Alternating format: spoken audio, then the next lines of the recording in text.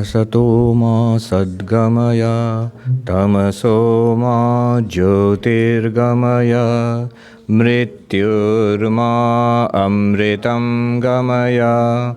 Om Shanti Shanti Shanti. Om, lead us from the unreal to the real, lead us from darkness unto light, lead us from death to immortality. Om, peace, peace, peace. Good morning, everybody, and welcome back. You should say welcome back to me also. Well, that's an insider joke for those of you who know. I am spending 1 year like a study leave at Harvard University. So that's why the welcome back for me too. I was in the church at the Harvard yard and University yard there. And so after the end of the service, we always say, peace unto you. And the congregation says back, and also to you, also be upon you. The subject today is something very close to my heart, in fact, the hearts of many people who practice Vedanta. It is a part of our daily routine. The first thing I do, and many Vedantins do, when you wake up in the morning, is chant this text, which we're going to talk about this morning. Prata Smaranam Stotram. It literally translates into the hymn of morning remembrance. Contemplating Brahman at dawn. Very beautiful hymn and very deep, very profound. Only 3 verses attributed to Adi Sankaracharya. I don't know how many books he wrote. He lived for only 32 years, and considering that, he was very prolific.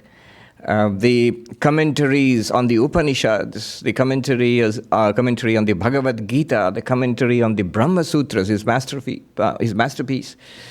And then a series of books called Prakaranas, introductory texts. And then a series of hymns, many of them to God, devotional hymns. But some, like this, what we're going to talk about, the entirety of Advaita Vedanta compressed into 3 beautiful Sanskrit verses, which is, it's wonderful to contemplate on the moment you awaken into a new day or a new session. So let's dive right into it.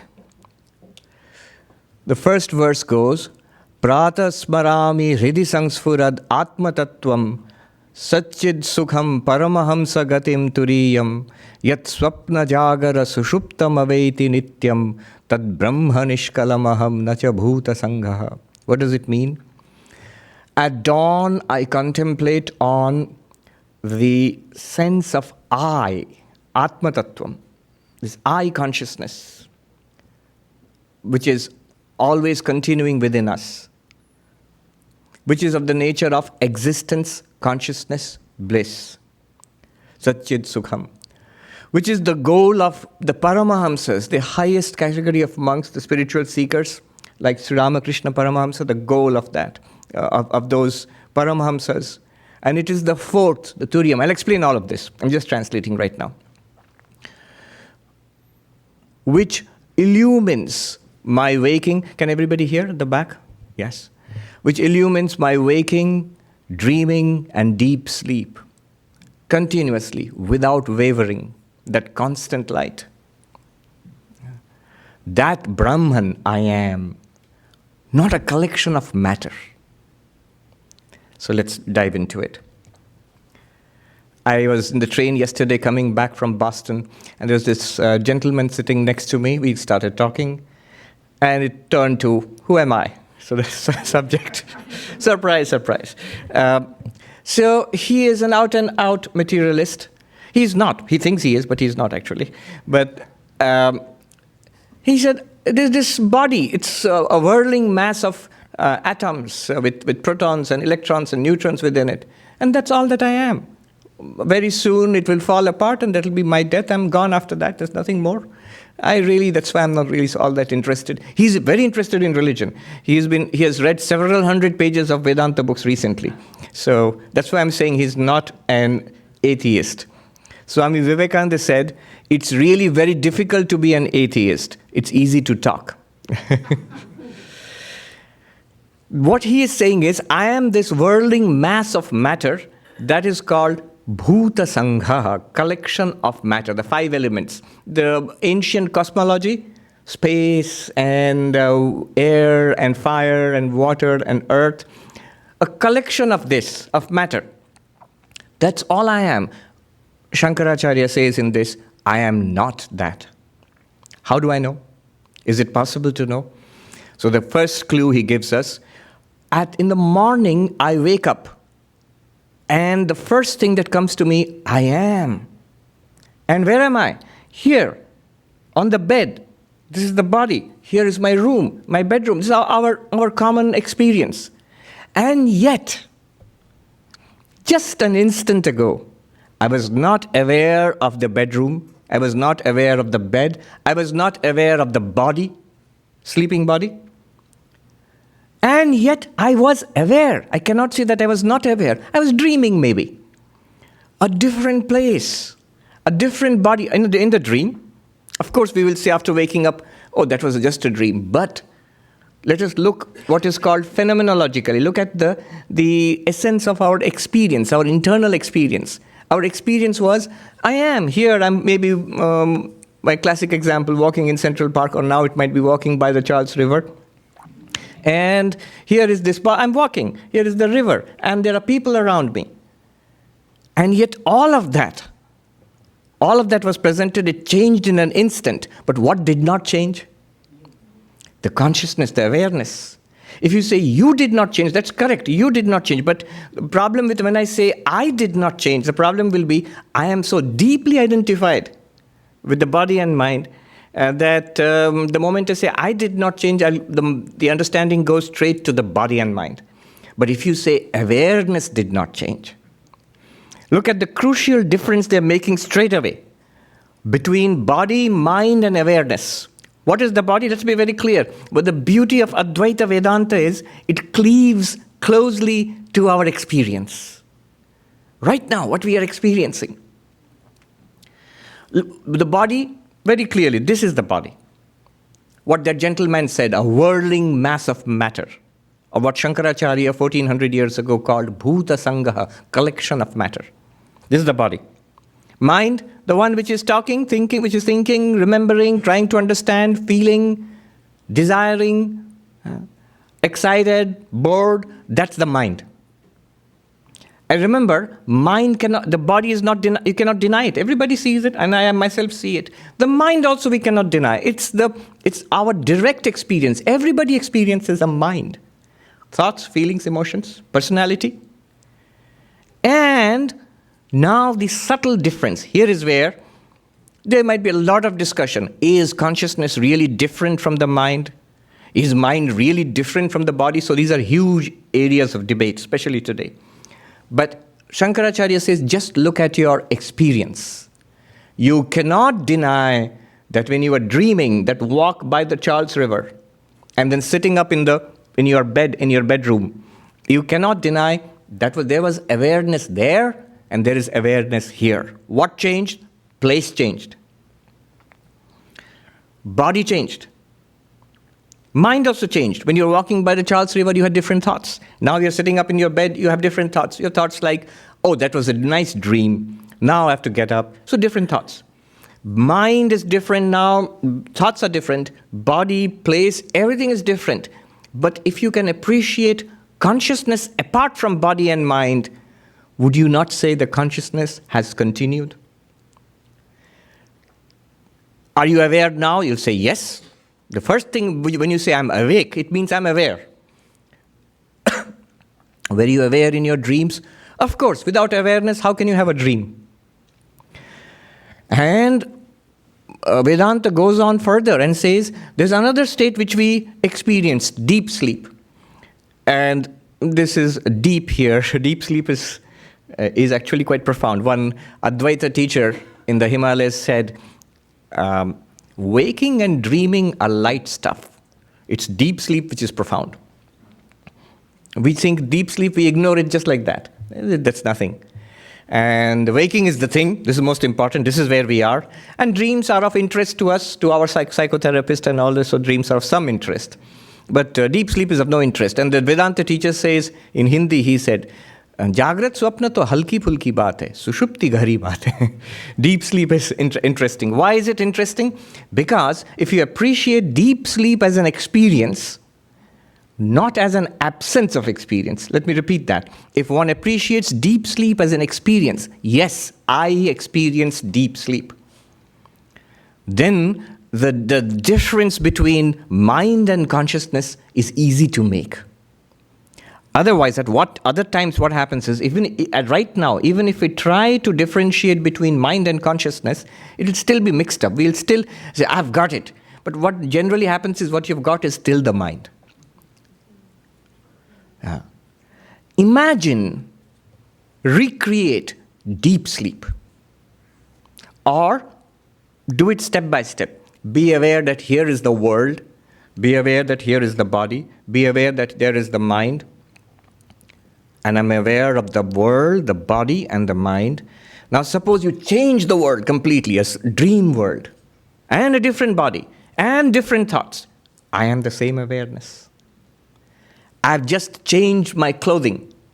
The external world is your coat, and this physical body is your shirt, and the dream, the mental body is like your vest. You've changed all of that. Put on new clothes. Consciousness continues. Now, imagine shutting down the dream also. I'm still there. The witness of the blankness. You can appreciate it in another way also. We're looking around here. Here is the world. Are you there? So, yes, Swami, I'm here. You're seeing the world. Close your eyes. If you close your eyes, very dangerous. On a warm, balmy day like this, close your eyes. It's unlikely to open it again after that. Deep meditation. Close your eyes. You cannot see the world anymore. But are you still there? I said, of course, Swami, I'm there. I can't see, but I'm there. Now, simulate this. Suppose even the thoughts fall silent. You cannot see anything, hear anything, smell, taste, touch anything. Now even the thoughts and memories and desires and plans also fall silent. Are you not there? Are you not there as the witness of the non-active mind? Okay, you can open your eyes now. Are you not there as the witness of the non-active mind? I'm still there. Which means, if we follow this line of argument, in deep sleep also, I, the consciousness, am still there. What has just happened is, my senses are shut down, so I don't experience an external world.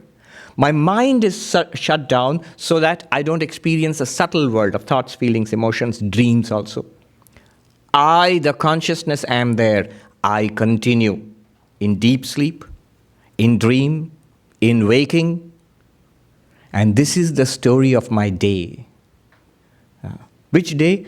Every day. In the Panchadashi, the first chapter, Vidyaranya says, and thus goes whirls the circle of our days and nights and the seasons and the years. And then he goes on. And the eons, as we change body after body, life after life, consciousness continues. The sun of consciousness, very beautiful language Panchadashi uses, Vidyaranya. The sun of consciousness neither sets nor rises. It is ever blazing forth. I am that ever blazing forth sun of consciousness. We'll see, Sankaracharya will refer to that later on. Right now we see, I am the one consciousness in and through waking, dreaming, and deep sleep. Now notice, in waking, dreaming, and deep sleep, there are these two pairs. Every time we have an experience, we always have it as subject-object. Right now, you are a subject. And everything else here, the speaker, and the podium, and the stage, and the hall, and other people, they're all objects to you. Right? And you are the subject of your experiences. All our experiences, all that we have ever known in any state of experience, subject-object. So what is the subject-object here? You are the waker, and here is your waker's world, the world of the waker, which you are experiencing. And when we fall asleep, we have a dream world. And I am there too, experiencing the dream world. I am playing some role in that drama, in the dream. I am a subject, experiencing a world. I just don't know it as a dream. There is a dreamer and the dreamer's world, subject-object. And equally, in deep sleep, there is the deep sleeper and the darkness, the potential darkness of deep. Why am I calling it potential? Because all of the waking and all of the dreaming emerges from that. Remember, it's a very inside-out way of looking at it. So from your perspective, everything disappeared, then everything emerged again. So that deep darkness of deep sleep, that's the world of the deep sleeper. And the deep sleeper is the subject. Of course, you might object here, and you would be right. In deep sleep, it is not possible to distinguish subject and object. They're merged together, as it were. So nobody ever says, I am the subject, I am experiencing my object, which is deep sleep. If you're doing that, you are not sleeping. You may be doing Vedanta, but you're not sleeping. So there are these three pairs. And Vedanta says, Sankaracharya is saying here, these three pairs, subject and object, they arise, shine, and disappear in the one consciousness you are. Look, this is very important. We normally identify ourselves with what? The object or the subject? Subject. We are normally identify, right now you say, I am the subject, I am listening to your talk, Swami, your talk, everything is an object to me. You are a form, a visual object. Your words are an auditory object. And whatever I'm understanding is a mental object, and I am the subject. We have now three subjects: the waker, dreamer, deep sleeper. And three worlds, three objects, three worlds: the waker's world, this universe, the dreamer's world, and the deep sleep potential darkness, the deep sleeper's world. All three, they appear and disappear in you, the consciousness. This is a very important thing. The way we normally look at it is this. I am a spark of awareness. Here is a vast world, a vast material world. In that there is this tiny body. And in this tiny body there are thoughts and feelings which are ephemeral, my mind. And I'm aware, maybe a tiny spark of consciousness, I don't know. Vedanta says just the opposite. You are this vast ocean of consciousness, limitless ocean of consciousness, in which appears a world, not one world, three worlds: the waking world, dream world, and the deep sleep, in which appears the experiences. You, the consciousness, you appear as the subject in the waking world, in the dream world, in the deep sleep world. So, Swami, that sounds nice and I would like to believe it, but it doesn't seem like that. World appears in me. I'm so tiny, I'm right here, and I can only see this room. How is it that the entire world is in me?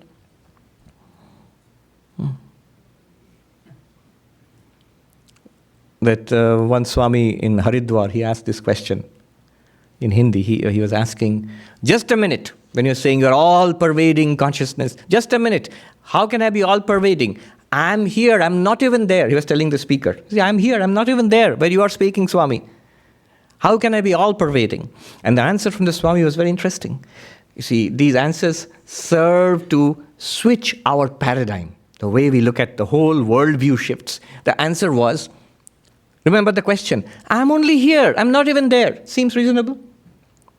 And the answer from the Swami immediately was, but here and there, where are they? Even the concept of here and the concept of there, are they not both in your awareness? In a dream, could you not say, I'm here, in between is the Charles River, on the other side is Boston. I'm so tiny, I'm here, and there's a Charles River, and the Boston is there, vast. All of that vast Boston and the Charles River and this bank and that bank of the river, are they not all in the dreamer's mind? And once you wake up and you realize that, is the dreamer's mind also not in the awareness? Somebody put it beautifully. Like waves on the surface of an ocean, the mind, thoughts, feelings, dreams, imaginations, memories, desires, they are like movements on the surface of consciousness. Vidyaranya puts it beautifully in Drigdrishya Viveka, like foam on the surface of the waves of ocean of Brahman is this entire universe. The network of name and form. They're like foam. A very interesting echo of latest scientific jargon, at least. Quantum foam. What is this visible universe? It's quantum foam. But just linguistic similarity. Another thing, before we go ahead. The three worlds and the three experiences, subject, object, there are three levels. Physical, subtle, and causal. What do I mean by that? That which is experienced by the senses. That's what we call the physical. Here, this is physical. And right now, I have another kind of experience. Physical is this world. And the body, physical. Yes. Which is publicly available for everybody. Inside the body, is it subtle? No, that's also physical. Because if you cut and probe and put a pipe inside and take a look, it still will be physical. So this whole world, whatever is visible to the senses, perception through eyes and ears and touch and smell and taste, physical world. This is called physical. Our Swamis always translated this as the gross world, but gross means something else nowadays. So let's call it the physical world. And right now, I'm conscious of another dimension of my experience. All the time. What is that dimension? The subtle world. Thoughts, feelings, imagination, memory, ego. All of that is subtle. Why am I calling it subtle? You cannot reduce it to the physical. Till today, no scientist, no neuroscientist, no doctor has been able to show how the thoughts, feelings, emotions, ideas which constitute our personality, how exactly are they related to the functionings of the neurons. We take it for granted. I asked a gentleman who was sitting next to me, who said, I'm a mass of protons or neutrons. I said, how is it that the protons and neutrons are aware? Hard problem of consciousness. So he said, it's because of a peculiar arrangement of... I said, is it possible then if you arranged it in a peculiar way, you will get artificially intelligent machines, so will they be conscious? He is a very sharp man. He's a top engineer and a very distinguished person. He said, no, I don't think so. Then why is it that matter in your brain generates internal awareness, while another peculiar arrangement of matter in this most powerful computer, which can do the same things that your brain does, activity. And you attach sensors. They can, intelligent machine nowadays can see and hear and smell and taste. Sometimes you give talks and people have not turned off their phones and suddenly Siri says, I did not understand that. So it's listening. It's listening. It's processing the input. You see? Input, and then there's output, and gives a very reasonable answer or a question. I have seen children, actually I saw a very intelligent little girl, carrying on a conversation with her friend Siri. She talks, Siri talks back, and her mother has to watch that she doesn't order things from the net to get things, just delivered. So, and yet, even the most ambitious Apple or Google engineer will not say that our software, our machines are conscious. They do exactly what you do. They do exactly what I do. And in many areas, much better than us. And yet, they're not conscious. There's not that internal awareness. Tell me what peculiar combination of protons and neutrons will generate that awareness. This is not a new argument. Thousands of years ago, there was a group of philosophers called Charvakas in India, the materialist, the ancient Indian materialist, who said exactly this: we are a mass of matter. And against them, all the other Indian philosophers, the Buddhists and the Vedantists and the Naiyayikas and all the other Indian philosophers belonging to all other groups, they would always ask this question: if matter can sense matter, let the pot see the kettle? You might think that's a ridiculous thing. Why is it ridiculous? In principle, there's no difference between the pot and the kettle and your brain and the colors and sights that we see and hear. In principle, both are arrangements of matter. What we're doing by asking that question is showing the dramatic, extraordinary difference between consciousness and matter. Consciousness is not another arrangement of matter. Consciousness is not a product of another arrangement of matter. But remember, here is the nub. Here is the crucial point. The mind in Vedanta and many other Indian philosophies is regarded as another kind of matter. On what grounds? Because the mind is also an object. Mind is called subtle object. And beyond the mind, what we experience in deep sleep, when the mind and the senses shut down, that state is called the causal state. For no other reason that it is the seed from which everything else emerges. And you, the consciousness, you are neither physical, nor subtle, nor causal. You are the fourth. Sankaracharya says, Turiyam, the fourth. And yet, you are not the fourth. You are the one. Why? Because notice, the physical and the subtle and the causal, they appear, shine and disappear in you. And they are never experienced, they cannot be experienced in principle without you. Because you are without consciousness, what can be experienced? The very word experience includes consciousness. Does Siri experience you? Does Siri experience you?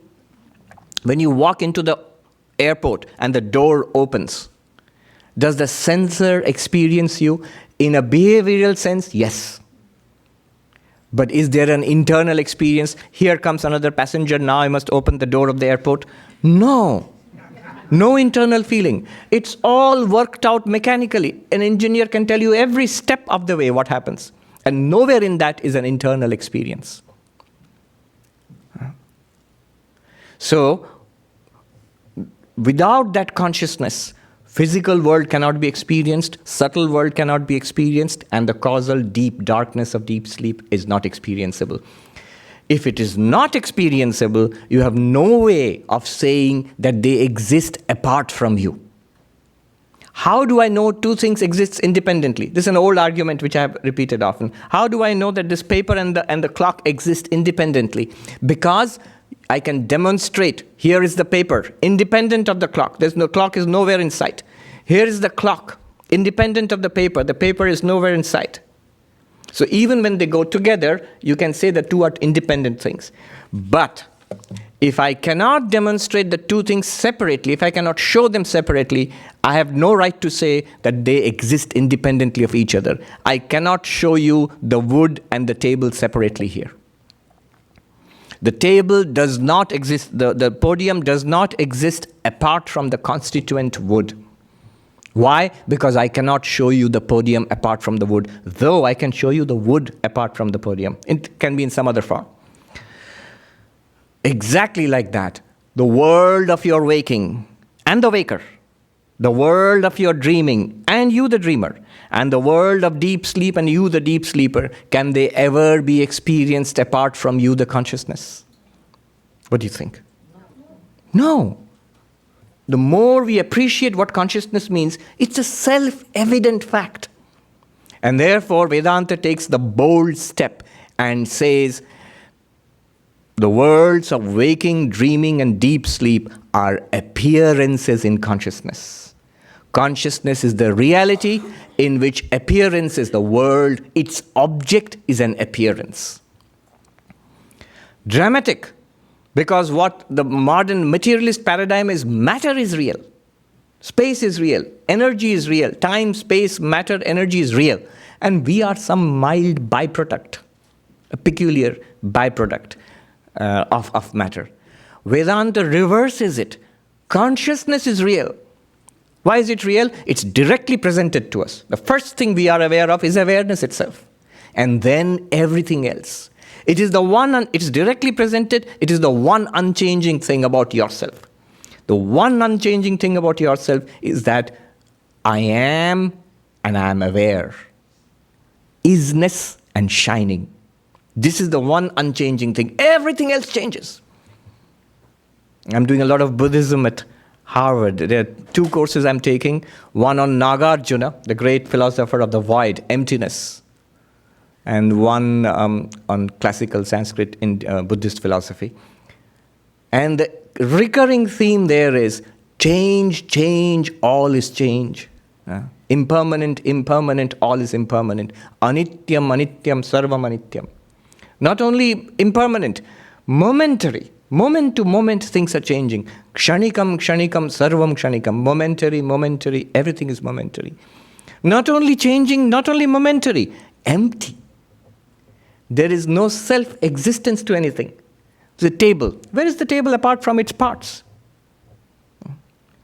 Apart from the top and the bottom and the sides and the inside, where is the table? Well, at least the parts are there. Each part is made of parts also.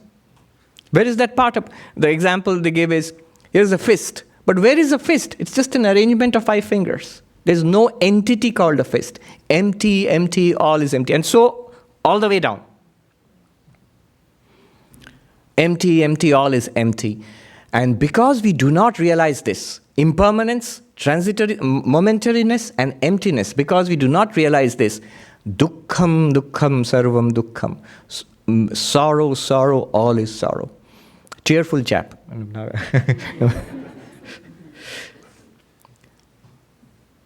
They say you don't even have to go to the turiya, the pure consciousness. If you just dissolve your identification with the physical and the subtle and the causal, you're free.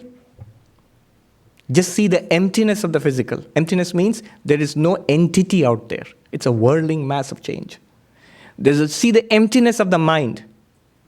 All the terrible things that we are attached to, we are scared of, anxious of, desiring of, hopeful of. They are empty conglomerations of thoughts, feelings. Today I was walking in Central Park.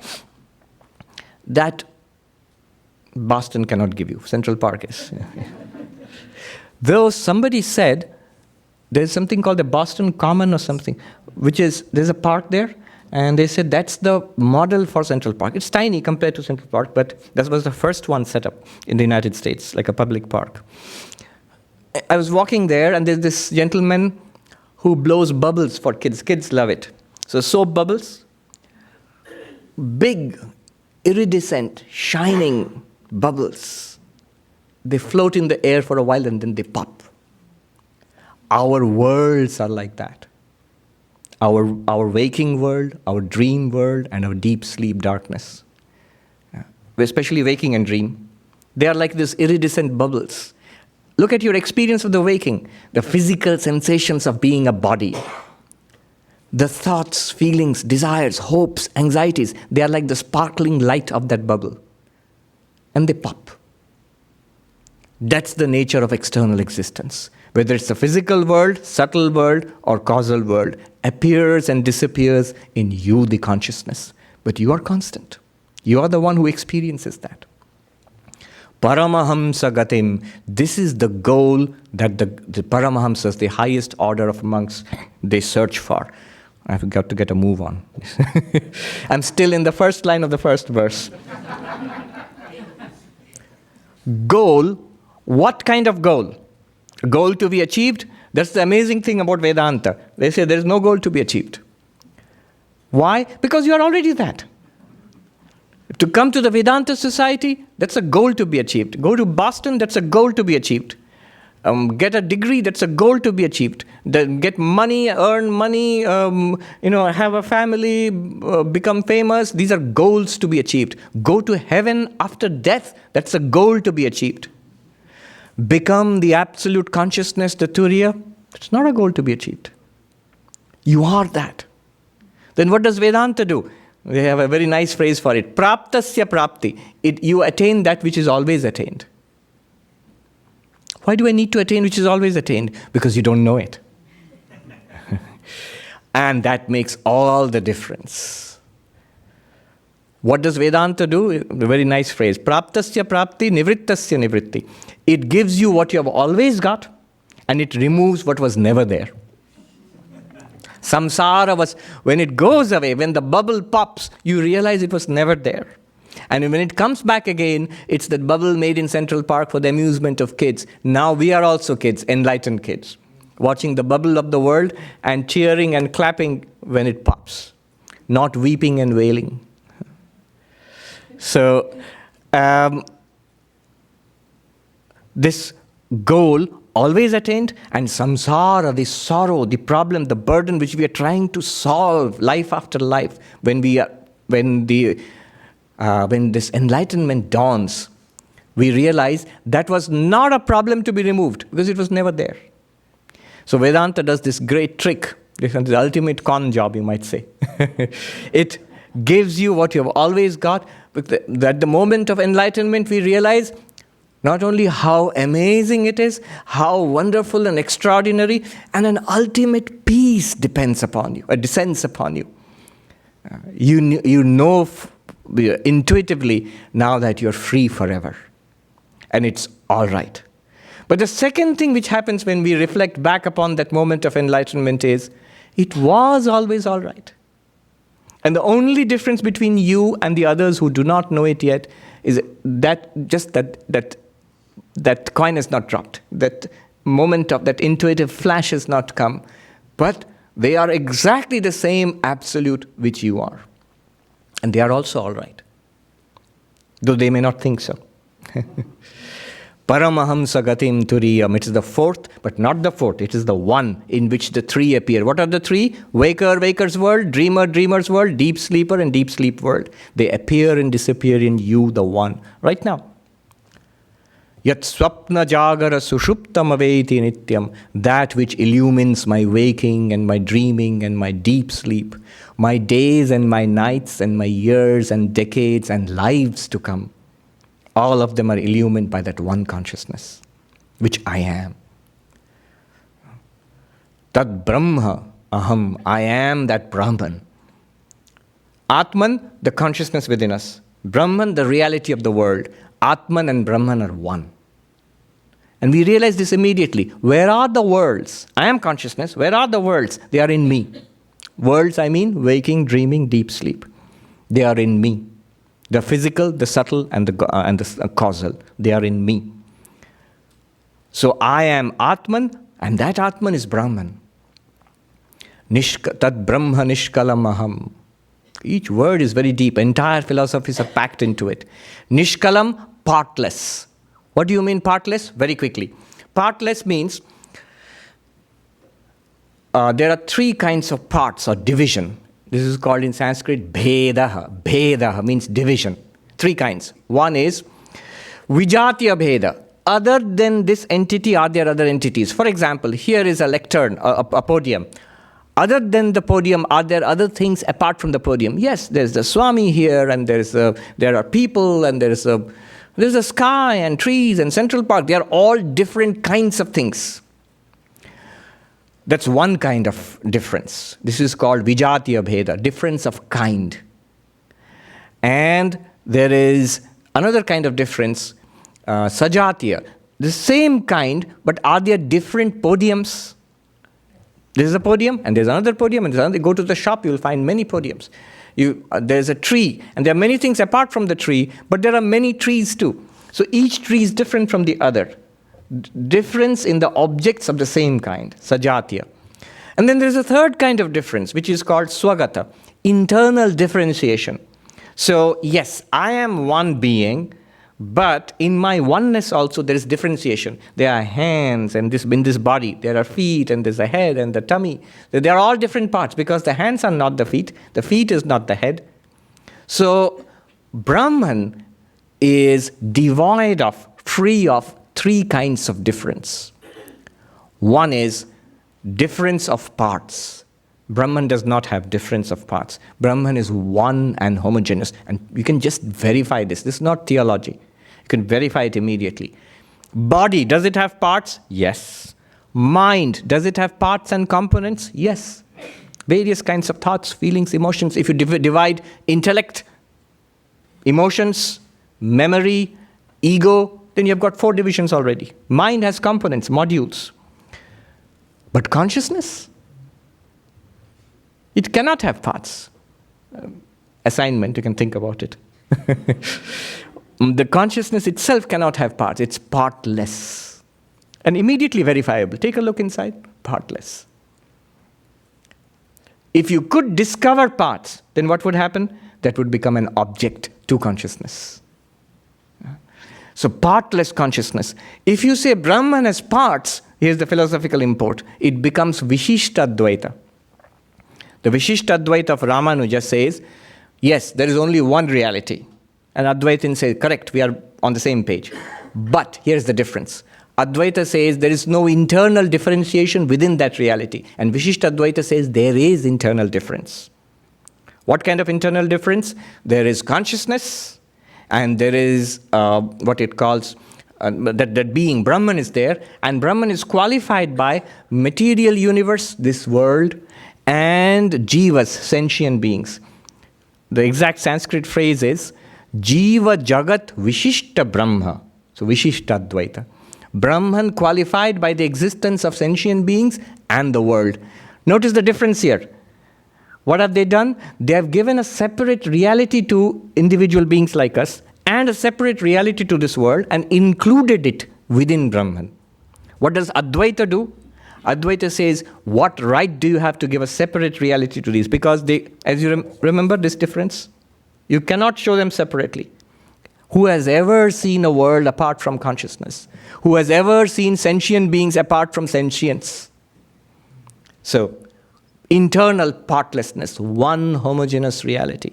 That is the meaning of Nishkalam. Are there other Brahmans? Difference of the same kind? No. One. Because whatever else exists will become an object.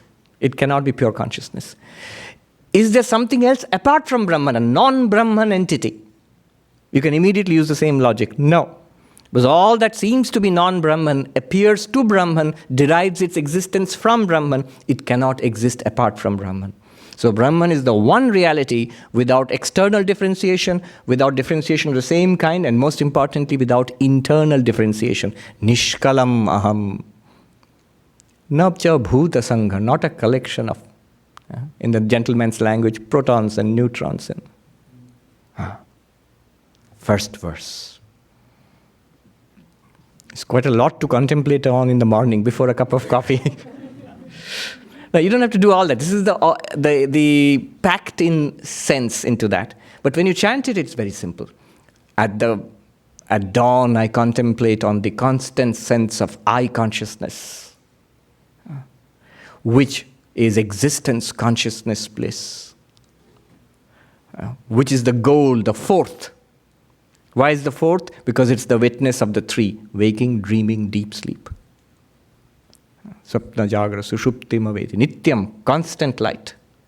And this consciousness is Brahman, the reality, the ground of the universe.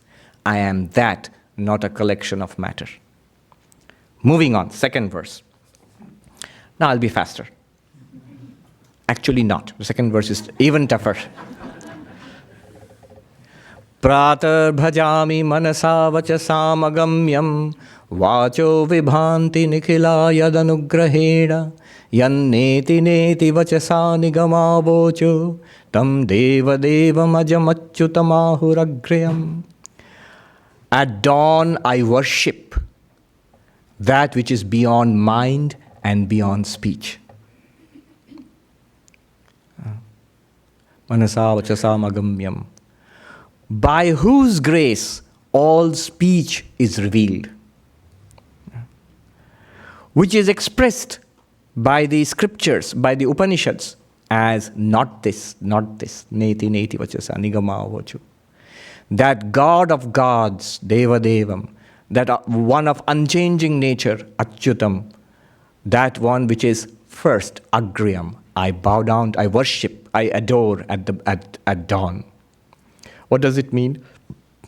First of all, cannot be expressed by language. He says, Swami, a lot of words to speak about something that cannot be spoken of. Why can it not be expressed by language? So, in the Mandukya Upanishad, in the 7th mantra, the same thing is said, that Turiyam, the 4th, cannot be expressed by language. Language operates in the first 3, physical, subtle, and causal. You can speak about them. But you cannot speak about the 4th. Though it's real, but you cannot speak about it. Why not? Is that censorship? Are they trying to silence us? No.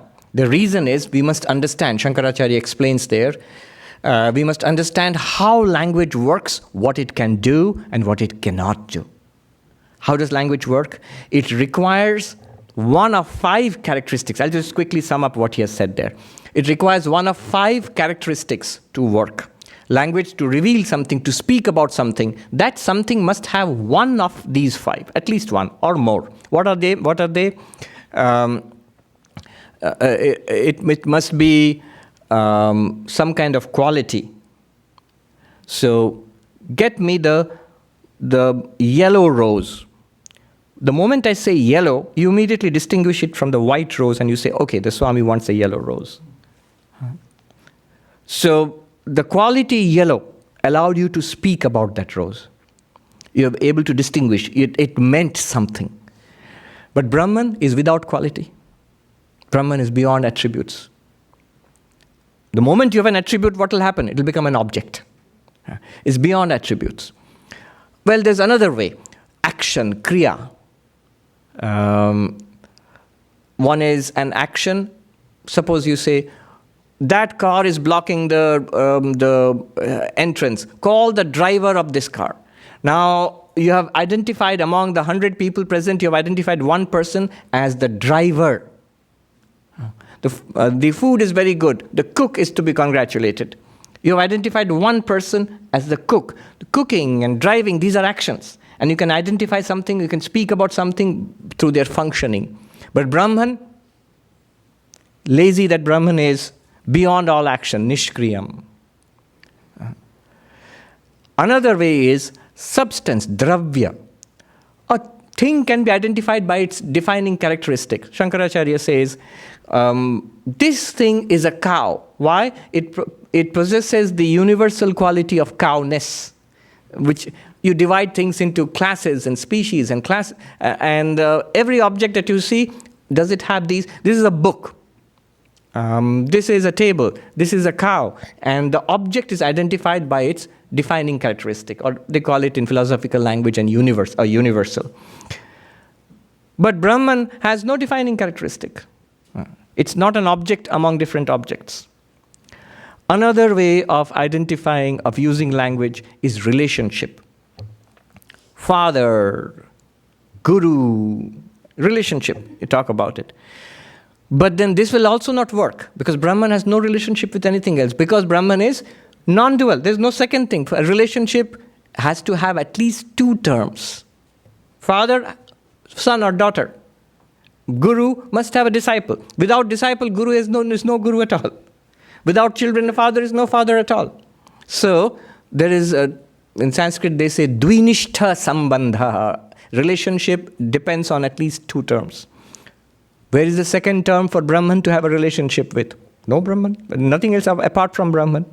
Brahman is the only reality, non-dual. The very meaning of Advaita is non-dual. There is one last option for language to work. It is called convention. Convention. We call this person Bill. Why? Is it because of the object, the quality, the activity, the relationship? No, none of them. It's not etymological. It's just by convention, this child, this person is named Bill. So can't we do that? Can't we call it Brahman? Just give it a name. Atman, Brahman, Shiva, Vishnu, something like that. So just give it a name, then language can work. No, that won't work either. Notice how you use convention. When can convention work? If I say, this person is Bill, those who don't know Bill, they'll ask, which person? For convention to work, conventional naming to work, you must point out this person is Bill, so that people now know that this is the name for this object. But if you cannot point out, then how will it work? If I say this person is Bill and I don't show who Bill is, then you don't know. It didn't work. Language didn't work there. Do you follow? Can Brahman be pointed out? No.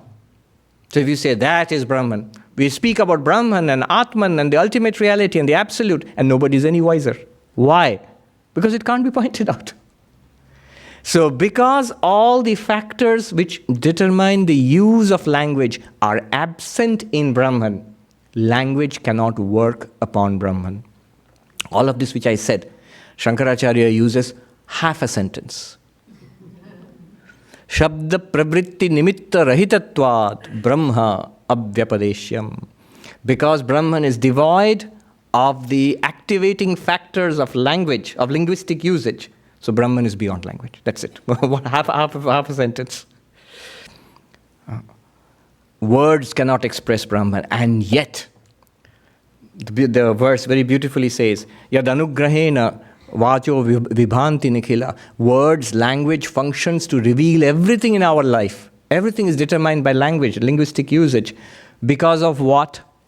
Because of only one thing, consciousness.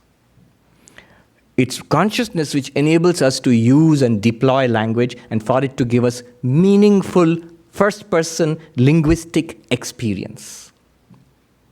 The experience of speaking, hearing, understanding, describing, this experience, not possible without consciousness.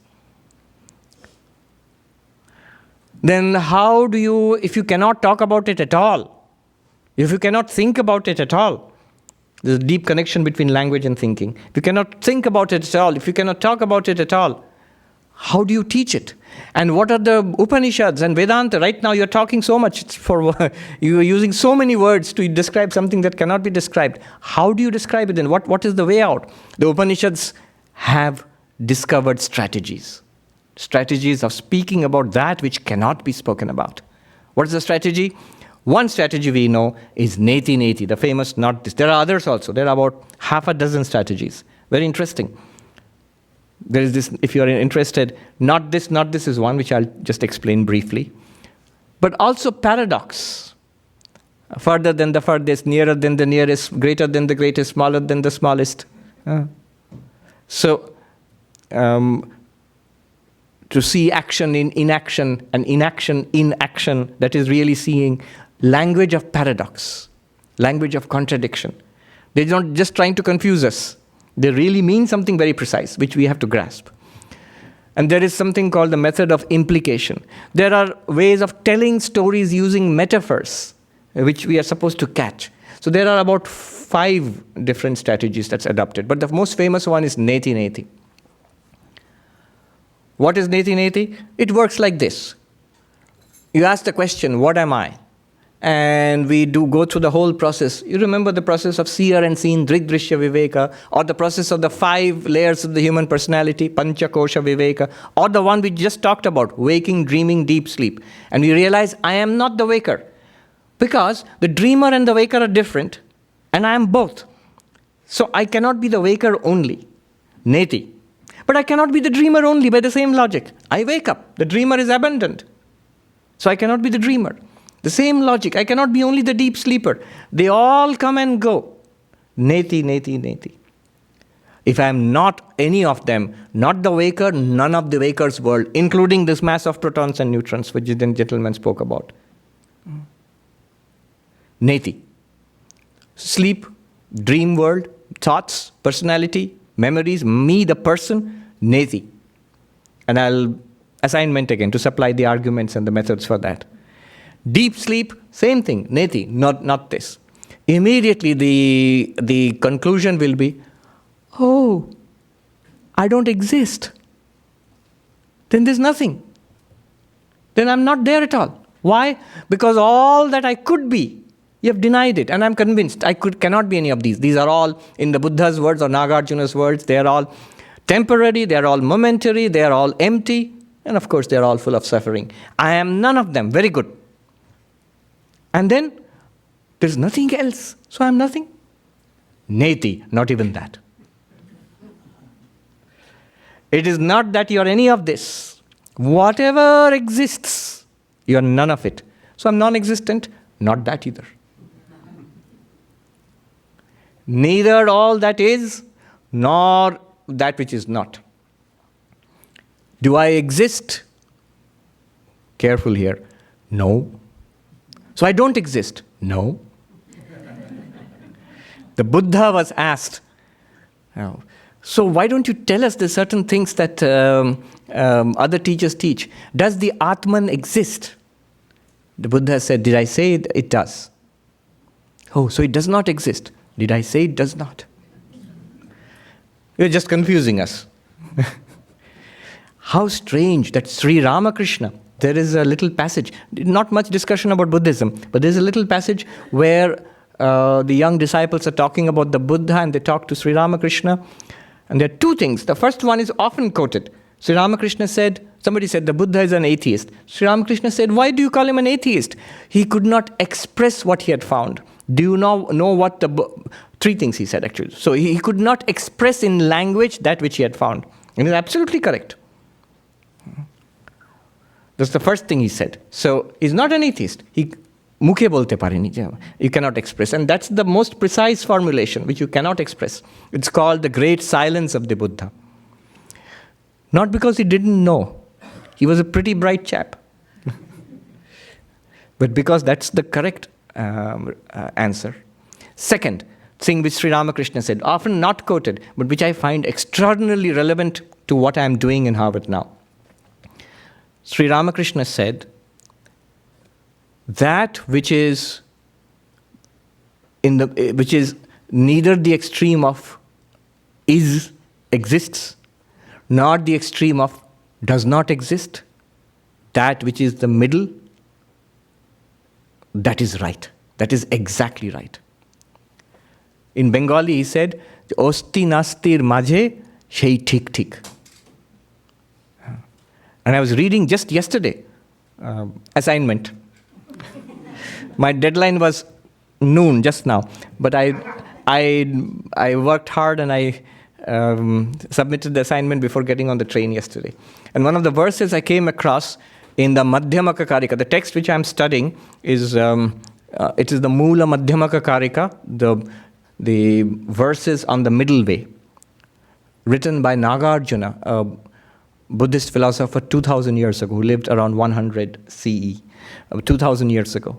And the commentary was written by a Tibetan commentator called Mabja. The text is called the Ornament of Reasoning. It's about this thick. And he wrote it in Tibetan 1,000 years ago. And then a further commentary was written by the greatest of Tibetan Buddhist philosophers, Tsongkhapa. He wrote it 500 years ago, again in Tibetan. And that's called the Ocean of Reasoning. It was one of the most difficult texts I've seen. It's this thick.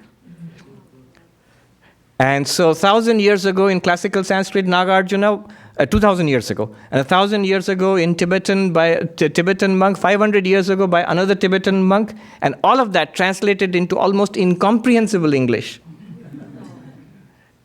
And every week you have to turn up 3 chapters, 4 chapters, read it, write an assignment, respond in class. So I think that's the Harvard experience for you. The teacher is very interesting. He'll ask you to be that Tsongkhapa. And he will say, Je Rinpoche, here, explain how it is not emptiness, this world. And you have to say immediately, respond immediately. So there I came across a verse, exact words of Sri Ramakrishna. What Sri Ramakrishna says in Bengali, in 19th century Bengal. 2,000 years ago, Nagarjuna says, between the extremes of existence and non-existence is the middle path.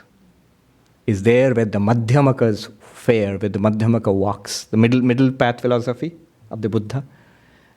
Exact same language. But now we understand. How do we understand this? Go back to this witness consciousness which we talked about in the beginning. Is it an object? What are objects? Waking world, dream world, deep sleep, darkness. Is it an object? No. None of the objects in the world are it. It is not a thing which exists as an object. Is it non-existent? Not at all. It is that which is meant by the middle path. But remember, then why didn't Buddha say it if it's that easy? Remember, even when we are saying it, what the Buddha or Nagarjuna would object is, you are, what they call it, reification. You are again making it the object of language. They will say, the basic thrust of Nagarjuna is, for God's, not God's sake, they don't believe in God. For void's sake, for the sake of emptiness, keep quiet, don't talk about it. Because the moment, the most precise explanation, the most precise description of it is Buddha's silence. Yeah? And now it can be our silence too, because we know now what it actually means, except that it cannot be expressed. Neti, neti. Deva devam, that is it's nothing abstract. Deva devam, it is the God of gods. How is it the God of gods? There are two senses here. One is the surface mythological sense, where in Hinduism, you have many gods with a small g. Indra, Chandra, Varuna, the deities in charge of natural forces. And then you have God with a capital G. That is the God of religion, Bhagavan, Ishvara, whom we pray to, whom we worship, whom we love and adore and surrender to. Ishvara in Vedanta. Saguna Brahman, Brahman with qualities, the God of religion, whom we worship in a temple and a church and a mosque, God of religion. But beyond that lies Deva Devam, the God of gods, which is Brahman itself, which we are talking about. And somebody is going, and that I am? Yes, you are, but the real you. That's the surface level. There's a deeper level there. What's the deeper level? The meaning of Deva in Vedanta, Deva literally means the shining one, the light which reveals. What is the shining one in our body mind? The senses. The eyes are one kind of Deva. The power, to be precise, the power of a kind of Deva. Ears, the eyes, the motor organs, speech and all. So the senses, the sensory organs and the motor organs, they're all controlled by these powers called Devas. And what is the Deva Deva? The God of all God, that which is behind lighting up all the senses and the mind? Consciousness, yes. When you say Deva Devam, the Lord of the God of gods, it is that consciousness within us. That is the deeper meaning of Deva Devam, the the God of gods. Let me just translate the third verse. Third verse is also very beautiful, very poetic and inspiring. Pratar namami tamasaf paramarkavarnam purnam sanatana padam purushottamakyam yasmin nidam jagadashesha shesha murtau rajvam bhujangamiva pratibhasitam vai. At dawn I bow down to, I salute Tamasah Paramarkavarnam, that blazing sun of consciousness beyond all darkness. This goes back to the beautiful Upanishadic teaching which Swami Vivekananda was so fond of repeating here and in the East. Shrinvantu Vishve Amritasya Putraha. Listen, ye children of immortal bliss. He's talking to us. Aye dhamani divyani tastu. And the gods, small g gods, who might be in the heavens, you listen to, because what I'm going to say is beyond both of, beyond you and beyond us too, on ordinary human beings. So what are you going to say? Vedaham Purusham Mahantam. I have realized that infinite being. What is that? Tamasah Param. It says, Vedaham Purusham Mahantam Aditya Varnam Tamasah Parastat. Blazing forth like the sun, beyond all darkness. Beyond darkness, beyond the darkness of ignorance, beyond the darkness of suffering, beyond the darkness of mortality, the death. Beyond all darkness, there is this blazing light of awareness. Tamasah Parastat, beyond darkness, beyond suffering. I have realized that. So that's what Sankaracharya is paraphrasing here. Obviously, you can see the reference to the sun here. At dawn, that blazing light beyond darkness. The darkness of ignorance has passed, and now I'm irradiated with the light of awareness. Tamasah param. Prata namami tamasah param arka varnam. Arka means sun. Varnam means blazing forth with the light of the sun. Purnam, it is complete. There's so much depth here. I can put it in philosophical language. It is complete. Purnam, in what sense? Ontologically complete, epistemologically complete, and axiologically complete. Fancy words. What does it mean? Ontologically complete means complete as being. There is no existence, nothing exists apart from it. Brahman, which you are. Epistemologically complete means nothing more is to be known apart from it. Brahman, which you are. Axiologically complete means, axiology means study of values. There is nothing more valuable, more which is a source of happiness, nothing more than that which is to be attained, had in life than it, which you are. Purnam. This is encompassed in the word Purnam. Sanatana Padam, that eternal state. Eternal, we keep saying eternal. So Buddha and the Nagarjuna and all of them, the Tibetans, they will get their robes in a flap when you see that, because they say non-eternal. But if you look deeply in Vedanta, eternal does not really mean eternal. It's just to distinguish it from the changing, from the mortal. Eternal also includes an element of time. When you say Brahman is all pervasive, you're already including space. When you say Brahman is eternal, you're already including time. When you say Brahman is everything, you're already including everything. But really, Brahman is beyond time, beyond space, and beyond object.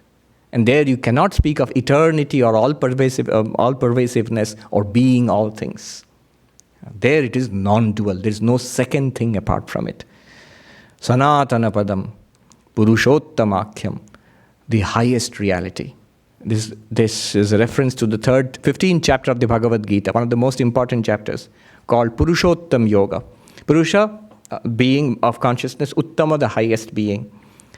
So there is this, they call Kshara Purusha, changing beings, consciousness associated with bodies and minds right now.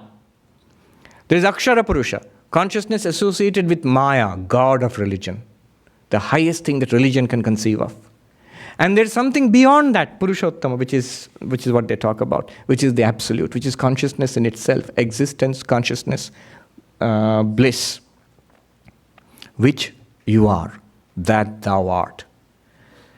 I pray to the Lord on this auspicious occasion, the beginning of this fall session. May the Lord, may the Divine Mother bless us with that wisdom to realize which is our greatest possession, by which we can overcome all suffering in life, make our lives a blessing to ourselves and a blessing to all around us. Om Shanti Shanti Shanti Hari Om Tat Sat Shri Ram Krishna Arpanamastu.